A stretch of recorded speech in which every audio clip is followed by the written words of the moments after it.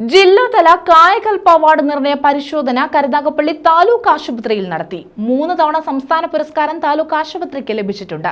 ഇത്തവണയും പുരസ്കാരം ലഭിക്കുമെന്ന പ്രതീക്ഷയാണുള്ളത്. കരുനാഗപ്പള്ളി താലൂക്ക് ആശുപത്രിയിൽ ജില്ലാതല കായകൽപ്പ അവാർഡ് നിർണയ പരിശോധന നടത്തി. ഡോക്ടർ ജാസ്മിൻ, ഡോക്ടർ ആഷ്മി എന്നിവരടങ്ങിയ സമിതിയാണ് പരിശോധന നടത്തിയത്.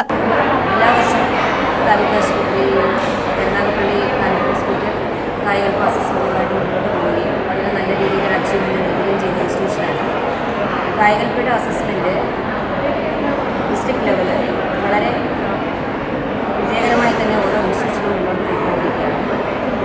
നമ്മൾ മെയിനായിട്ടും ഹോസ്പിറ്റലിൻ്റെ ഒരു 8 ടാർഗറ്റ്സുകൾ അച്ചീവ് ചെയ്യാൻ വേണ്ടിയിട്ടുള്ള ഈ പാരാമീറ്റേഴ്സാണ്.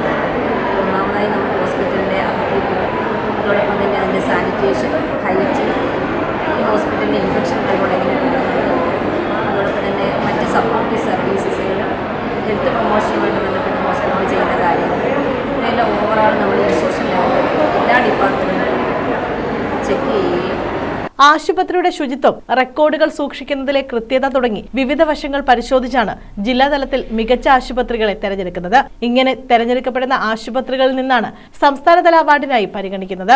ആശുപത്രിയുടെ പ്രവർത്തനം സംബന്ധിച്ച് പരിശോധനാ സമിതി തൃപ്തികരമായ അഭിപ്രായം രേഖപ്പെടുത്തുന്നതായി സൂപ്രണ്ട് ഡോക്ടർ തോമസ് അൽഫോൺസ് അറിയിച്ചു. പരിസ്ഥിതി ശുചിത്വം, ആശുപത്രിയിലെ ശുചിത്വം, അതോടൊപ്പം നമ്മുടെ ഹോസ്പിറ്റൽ ഇൻഫെക്ഷൻ കൺട്രോൾ മെക്കാനിസം, അതായത് അണുബാധ തടയുക. ആശുപത്രിയിൽ വരുന്ന വേറൊരു രോഗിക്ക് അണുബാധ കിട്ടരുത്, വേറൊരാളുടെ അണുബാധ കിട്ടരുത്, അതോടൊപ്പം വരുന്ന ജീവനക്കാർക്ക് അണുബാധ പകരരുത്. അതിനുവേണ്ടിയുള്ള ഹോസ്പിറ്റൽ ഇൻഫെക്ഷൻ കൺട്രോൾ മെക്കാനിസംസ് ഇതിനൊക്കെ അസസ് ചെയ്തുകൊണ്ടാണ് കായകൽപ്പ അവാർഡ് തരുന്നത്.